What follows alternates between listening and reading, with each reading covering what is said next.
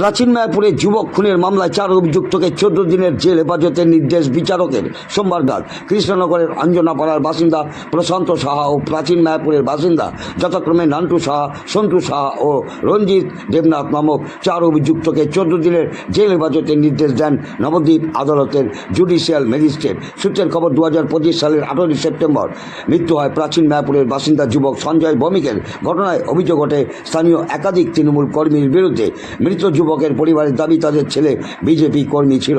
বিবাদের জেরে সঞ্জয় ভৌমিককে পিটিয়ে হত্যা করা হয় বলে অভিযোগ পরিবারের। অপরদিকে সুবিচারপেতে থানায় একাধিক অভিযুক্তের বিরুদ্ধে অভিযোগ দায়ের করে যুবকের পরিবার। অভিযোগের ভিত্তিতে তদন্তে নেমে গত বছর 22 সেপ্টেম্বর এক অভিযুক্তকে সাঁইথিয়া থেকে গ্রেপ্তার করে পুলিশ।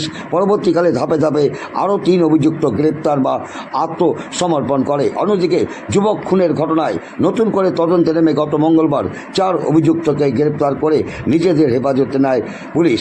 আজ সেই মেয়াদ শেষ হতেই আদালতে পেশ করলে অভিযুক্তদের 14 দিনের জেল হেফাজতের নির্দেশ দেন বিচারক। সেই চিত্রই উঠে এলো আমাদের ক্যামেরায়।